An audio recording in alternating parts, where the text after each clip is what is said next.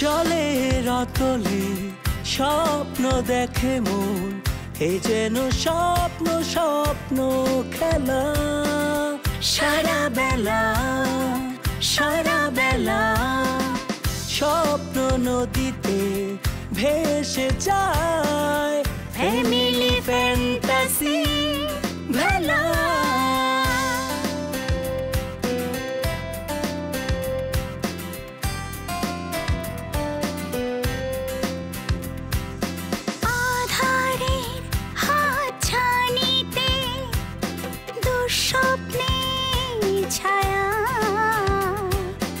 থমকে যায় সময় ঘড়ি, জানি সুখ তুমি ফিরবে বাড়ি। কাটে রাত কাটে দিন, নতুন রঙে মন রঙিন, ভালোবাসার অনিমেষ হাত ছানিতে স্বপ্নে বিভোর। Family fantasy, family fantasy, family fantasy.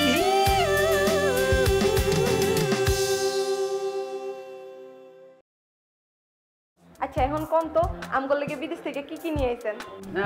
আমি তো সবার জন্য কিছু না কিছু এনেছি, তবে তুই যে এখানে আছিস সেটা তো আমি জানতাম না, এই জন্য তোর জন্য আমি কিছু আনিনি। আমি বিদেশে থাকি বলে তোমরা আমাকে কোনো কিছুই জানাও না, সেটা তো ঠিক না। আমি হাজার বিদেশে থাকি, তারপরও মনটা তো আমার এখানেই পড়ে থাকে। তোমার মতো একটা চটপটে মেয়ে হলে তো কোনো কথাই নেই।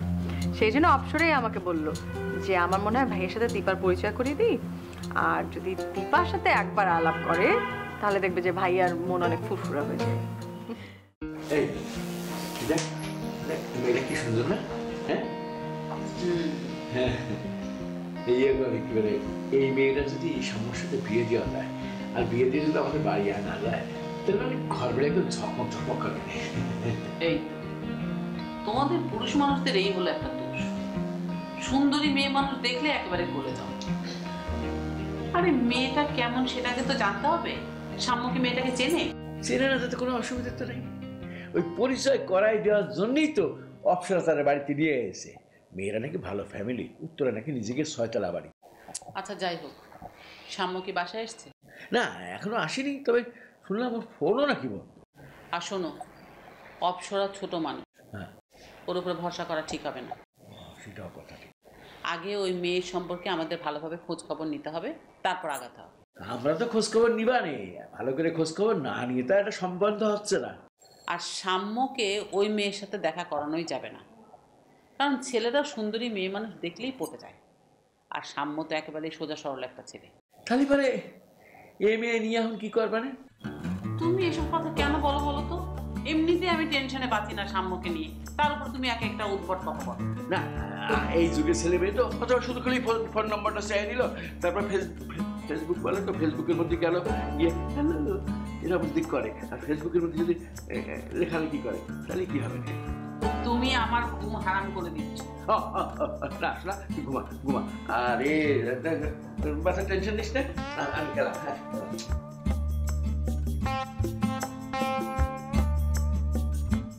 শোন, তোকে একটা কথা বলি, আপুর কিন্তু এখানে অনেক সুরসুরি আছে, দেখবি? বলো সরি। আপু শরবত কেমন হয়েছে? খুব মজা ছিল, খুব ভালো। আরে বিস্কুট তো খান নাই। আচ্ছা ঠিক আছে। কি দোস্ত, কেমন দেখলি তোর বান্ধবীকে? তুই কি ওকে দেখানোর জন্যই আমাকে এনেছিস? হ্যাঁ অফকোর্স। শোনো না আপু, এখন থেকে ইউনিভার্সিটিতে গেলে সবাই কি বলবো, আমাদের বাসার মেয়েট আমার দোস্তের বান্ধবী। কেন, তোর বান্ধবী না বুঝি? মানে কি তোদের বান্ধবীর নামও লাবণী, এরকম কিছু? হ্যাঁ মানে কোনো কথা। আরে খালামণি, ও হচ্ছে আমার বান্ধবী। আসসালামু আলাইকুম। ওয়ালাইকুম সালাম। কি ব্যাপার, এত রাত হয়ে গেছে, তুমি এখনো বাসায় যাওনি? তোমার বাসাতে চিন্তা করবে। খালামণি, আমি তো ওকে নিয়ে এসেছি, আর ওর বাসা তো কাছেই, আমি ওকে দিয়ে আসবো। না না, বাসা যদি কাছে হয় তাহলে দিনের বেলা আসবে, দিনের বেলা আসতে তো কোনো অসুবিধা নেই। শোনো মা, দিনের বেলা এসো, জমি আড্ডা দেওয়া যাবে। খালামণি শোনো, আমরা ভাইয়ার জন্য ওয়েট করছি। ভাইয়া আসলে আমরা গল্প করবো, তারপর ভাইয়া ওকে বাসায় দিয়ে আসবো। না না, আমি তো বললামই দিনের বেলা আসলে জমি আড্ডা দেওয়া যাবে। ভাই তুমি ওকে একটু বাসায় পৌঁছে দিয়ে এসো। না না, কোনো সমস্যা নেই, আমি আসছি। আরে আরে খালামণি তুমিও না তো।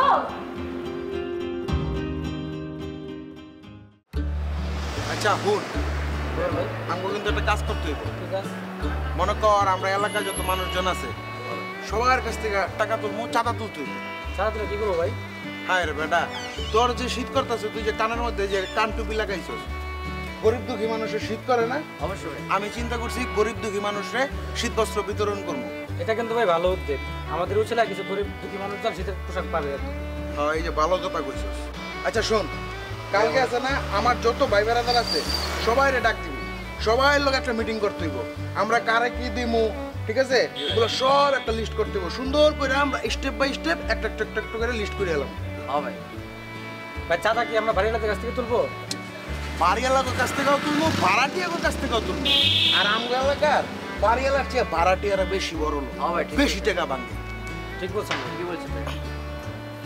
আচ্ছা শোন, আরো একটা কাজ করতে হইব। কি কাজ ভাইয়া? আমগো যে ভাই আসসালামু আলাইকুম। ওয়ালাইকুম সালাম। ভাই খুব বিপদ আছে শীতের ভিতরে, বুঝছেন ভাই। এদিকে ম্যাচের ভাড়া 2 মাসের ভাড়া দিতে পারতেছে না, খাওয়া দাওয়া যে কষ্ট হইতেছে, বিশেষ করে গরম জামা, বুঝছেন, গরম জামা এটা একটু ফুটপাত থেকে নিলাম ভাই, কিছু সামান্য কিছু টাকা দিলাম, একটু চলতে পারতেছি না। ও ফরে যাবে, আমি তো এই জায়গায় একটা কথা কইতেছি, একটা মিটিং করতেছি।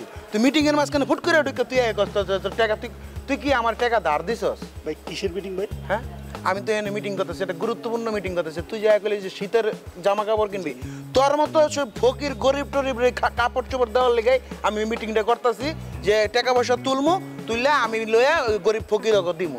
তো তুই লেগে ফকির লিস্টের নাম বা তোর নামটা আগে লিখে রাখবো। বলেন কি ভাইয়া? আমি পামু তো ভাই?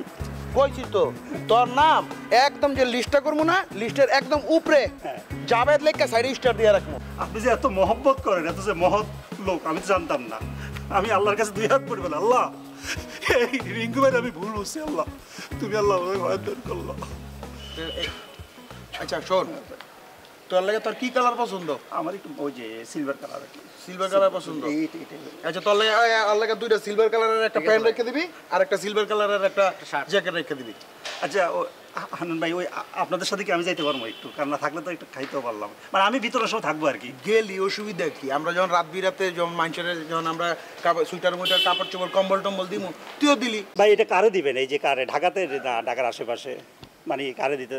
শোন, হ্যাঁ, বল। আমি মানুষের কাছ থেকে টাকা তুলবো, হ্যাঁ ঠিক আছে, আমার একটা অ্যামাউন্টের উপরে এটা ডিপেন্ড করবো যে আমি এটা ঢাকার ভিতরে দেবো না আমি এটা ঢাকার বাইরে যাবো।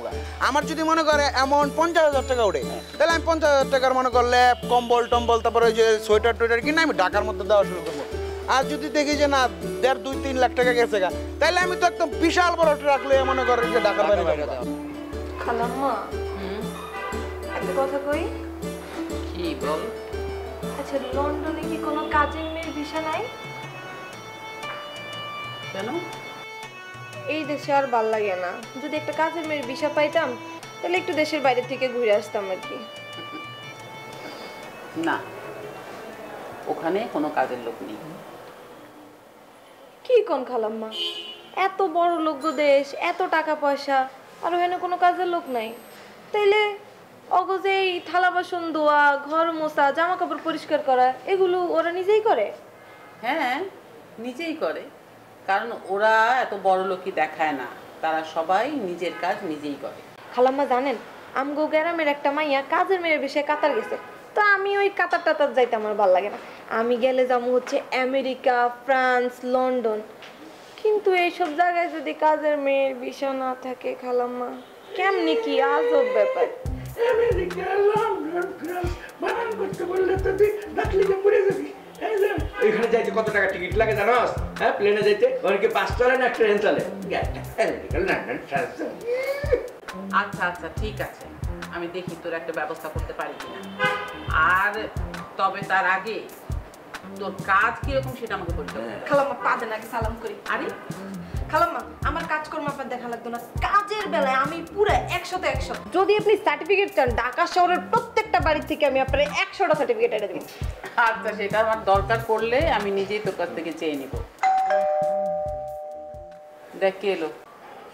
দেখ খালি মুখে দিছে, খালি মুখে মুখে তরফায় তরফায়। আচ্ছা একটা কথা, আমার কত বিদেশি কি আসলে কাজের লোক না? না, আসলেই তো ওই দেশে কোনো কাজের লোক নেই। তাহলে এত বড় লোক হয়ে এত টাকা পয়সাতে কি লাভ? যদি 4-5টা কাজের লোক যদি নাই থাকে, সব যদি নিজের করা লাগে, তাহলে কি এর বড় লোক? আমাকে দেশি বাড়া। আরে আসলাম ভাই, উন্নত দেশগুলোতে সবাই যার যার কাজ নিজেই করে। ওখানে এত বড় লোকই ভাব কেউই দেখায় না।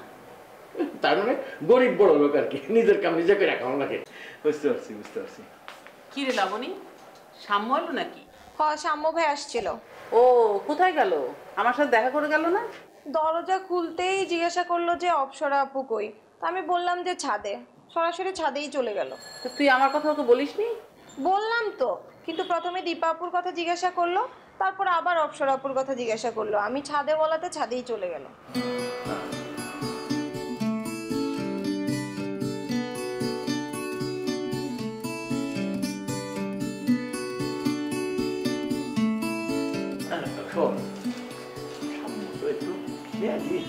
এরকম অনেক সময় আমার দিকে তাকায় থাকে না, কথা কয় না। দর্শক আমি তো আনলাম, আমি আবার কোনো অপরাধ করলাম নাকি? ও একটু খেয়ালি আছে, তুই ওটা রাগ করিস না, মন খারাপ করিস না।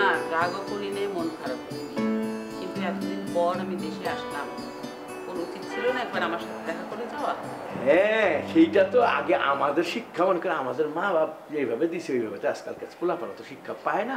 তো মনে কর ওটা কিছু না। আচ্ছা শোন, তুই এইখানে এখন বাংলাদেশে এখন জলপাই পাওয়া যায়, চালটা পাওয়া যায়, কামরাঙ্গা পাওয়া যায়। তো যা যা খাইতে ইচ্ছা করে তুই খালি তোর ভাইটারে বলবি, আমি যে আনতে পারো হাজির করে তুই আমার একটা বন রয়েছে যেমন বাচ্চা বুঝিস থাকবে তো। ঠিক আছে, ঠিক আছে, মন খারাপ করো না। আমরা দুই ভাই বোন ছাড়া আমার কেউ নাই রে। ভাই আমার একটা অনুরোধ হলো কি ভাই, নর্থ বেঙ্গলের ব্যাপারটা আর কি, আপনি তো আমার কথা বলার সুযোগ দেন না রে ভাই। আমার তো একটু অভিজ্ঞতা আছে বিদেশের, বা আমি ঘুরি, আপনি জানেন সুযোগ পাইলে।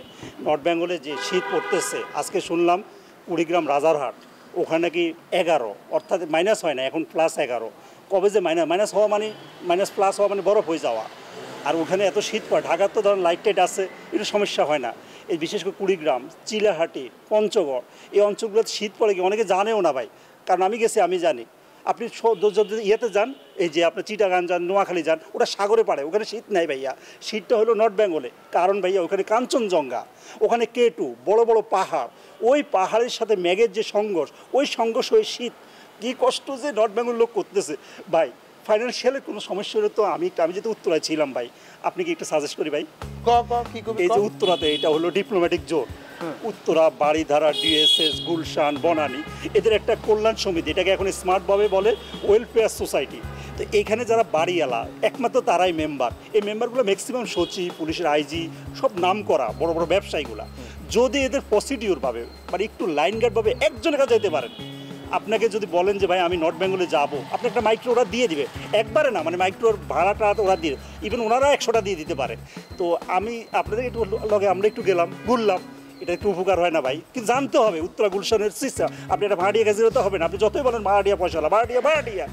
আমি বুঝছি, এবার তুই টপ যা, তুই ভালো কথা কইছ। তুই এক কাম কর, তুই ওই ওয়েলফেয়ারে আজকে জায়গা না, আজকে তো রাইতে গেছে, তুই কালকে সকালে যা। তুই কালকে সকালে যাইয়া এরকম আমাকে হিস্টোরিটা ক যে আমরা গরিব দুঃখীদের সাহায্য সহযোগিতা করবো, ঠিক আছে? কালকে সকালে রিঙ্কু ভাই আসতেছে আপনাদের সাথে দেখা করতে, সুন্দর করে বইলে একটা সুন্দর করে একটা সেটিং দিয়ে দিবি। আচ্ছা, ঠিক আছে? যাওয়ার পরে যদি আরাম করে একটা মনে করে একটা অ্যামাউন্ট দেয়, তা আমরা মনে কর কাপড় চোপড় কিনা গেলাম, একটা ট্রাক লয়ে একটা পিক আপ লয়ে গেলাম, গিয়ে দিয়ে পড়লাম। বুঝতে ভাই, সামান্য কিছু ছোটো ভাই সামনে চাইতে যাবে, খুব কষ্টে আছি, যাই পারেন আর কি। দেখেন তো দেশের অবস্থা ভালো না, দোয়া করবো আপনার যাবে মিটিং এর ভিতরে যদি তোরা ছোট ভাই বুঝবে না, সামান্য অবস্থা ভালো না তো, বুঝছেন না, আমার কাপড় অবস্থা বিক্রি দেন, যাই পারেন ভাই। আমি একটা জিনিস আপনার আজকে বলে দিই, কিন্তু আমি কিন্তু অন্য প্রফেশনাল দিকে চলে যেতে পারি, কারণ আমার একটা ধৈর্য 10 টাকা করেছি। 10 টাকা? আচ্ছা তুই যা, 20 টাকা যা, 20 টাকাটা কিছু খাইয়া বাসায় গিয়ে ঘুমা যা। আমি জায়গা ভাই, যা ভাই হানুন ভাই, ভাই আসি ভাই, আল্লাহ হাফেজ ভাই, আসসালামু আলাইকুম। ওয়ালাইকুম সালাম। আরে তুই ওই ফের আলাপ করিস? এলে সমস্যা কি ভাইয়া? ওর সমস্যা আমার তোরা মাইরে আলাপ কপাল ফাটাই আলাপ। খালি কথায় কথায় কান্দে। ওর যে কি সমস্যা রে ভাই, আর সমস্যাটা হয়েছে যে ওর ঢাকা শহরে কেউ নাই।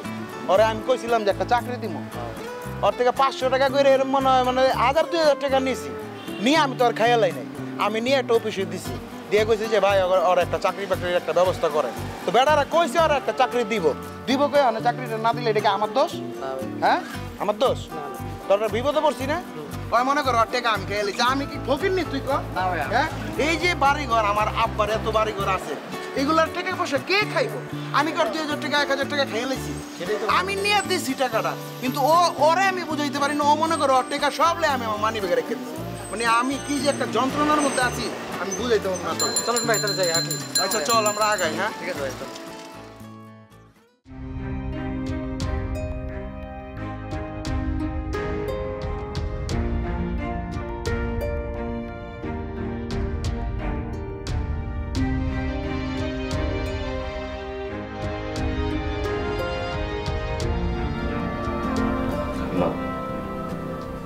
শান্ত হোক না, আসলে বাস্তবতাকে তো মেনে নিতেই হবে। সন্তোষ আমার বুঝি আমার দুনির দেশে গেল, আইতে সময় অ্যাক্সিডেন্ট হইল, আমি যে বুঝির কাছে মাপ চাবো এই সময়টা আমি পাই নাই। আল্লাহ আমার মাফ করবো না, আমি মায়ের মতো বুঝির মনে কষ্ট দিচ্ছি। এবার কি তুমিও এখন আবার শুরু করলে, আমাদের কি হবে? মামা একটু শক্ত হতো তো, খালা এসছে জার্নি করে টায়ার্ড, মানে খালার সামনে করো না। আমার সাথে একটু দেখা হলো না। তোমরা সবাই তোমাদের মায়ের জন্য, সকালের জন্য আল্লাহর কাছে দোয়া করো যাতে ওরা পরলোকে শান্তিতে থাকে। এটাই আমাদের এখন একমাত্র কাজ। সকাল ভাইকে ভুলতেই পারি না, ওর সাথে এত ঝগড়া লাগতো, এখন ঝগড়া না লাগতে লাগতে না জীবনটাই ব্যর্থ মনে হচ্ছে। আমি কি বলতে পারছি, আমি থাকতে অন্তত পক্ষে একটু মুখটা তো দেখতে পারতাম। হঠাৎ করে দুটা মানুষ নাই হয়ে গেল আমাদের জীবন থেকে। আমরা কি কল্পনা করেছিলাম খালা যে এত তাড়াতাড়ি মা আমাদেরকে ভেবে ছেড়ে চলে যাবে? আর সকাল বেচারা তোর জীবনটাই শুরু করতে পারলো না। আমি আসলে ঠিক হয়ে গেছি, আমার বাপ মা নাই কোনো দিন আমি বুঝতে পারি নাই, বুঝি আমারে বুঝতে দেয় নাই। আমি ঠিক হয়ে গেছি, বুকের মধ্যে কান্দন আছে, রাইতে ঘুমাইতে পারি না। আমার কাছে দোয়া চাওয়া ছাড়া তো এখন আসলে আমাদের আর কিছু করার নেই। আত্মার শান্তি চাই আমরা। আচ্ছা খালা, এবার তুমি বলো তুমি কেমন আছো? আমি আর কেমন থাকবো বাবা,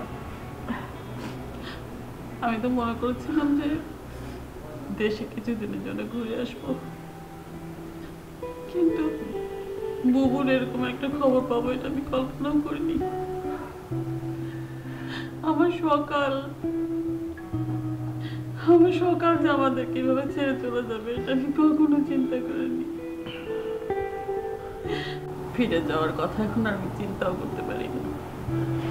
তোমার আর চিন্তা করা লাগবে না, তুমি এখন আমাদের মধ্যেই থাকবে, আমাদের সাথেই থাকবে, এখানেই থাকবে আমাদের বাসায়। বাচ্চা কয়টা রে? আমার এই যে ছেলে মেয়েগুলো আছে, তো মা নেই, এখন তুমি ওদের মা, তুমি ওদেরকে দেখাশোনা করবে আমি আশা করি। আমি জানি না আমি কি করতে পারবো। খালা তোমাকে কিছু করতে হবে না, তুমি শুধু আমাদের সাথে থাকো। অ্যাটলিস্ট মার অভাব কিছুটা হলেও তো পূরণ হতে পারে, তাই না? সেটাই আমরা চাই, তুমি আমাদের সাথেই থাকো যতদিন পারো। আর খালা তুমি যদি তোমার বাবা বাড়ি মানে আমাদের নানা বাড়িতে যেতে চাও, তাহলে আমরা সবাই না হয় একসঙ্গেই যাব, কি বলো বাবা? অবশ্যই আমরা সবাই একসঙ্গে যাব। আর খালামণি, অপু ভাই আসবে না? অপু ভাইকে একা রেখে এসছো? ও আসবে, কিন্তু বুঝিসই তো বিদেশ থেকে হুট করে আসাটা তো সম্ভব হয় না, ওর নিজেরও কাজ আছে। আসবে আসবে, নিশ্চয়ই ও আসবে, তোমরা চিন্তা করো না। আমার মনে হয় একটু দেরি হবে ওর আসতে, কিন্তু আসবেই আলটিমেটলি। আমার তো চাকরি বাকরি নাই, বাসায় ছিলাম, যার কারণে আমি টিকিট করে চলে আসতে পেরেছি।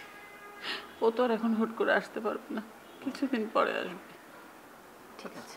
আচ্ছা, আমরা সবাই এরকম মন করে না, খারাপ তুমি করে এসছো, থাকলে মানে এখন মন খারাপ করা যাবে মা না। সকাল ওদের আত্মা কষ্ট পাবে। খালা একটু চেয়ারফুল হতো, চেয়ারফুল। আমি এখন তোদের সাথে সময় কাটাবো, আর কোথাও যাবো না। কোনো সমস্যা নেই খালা।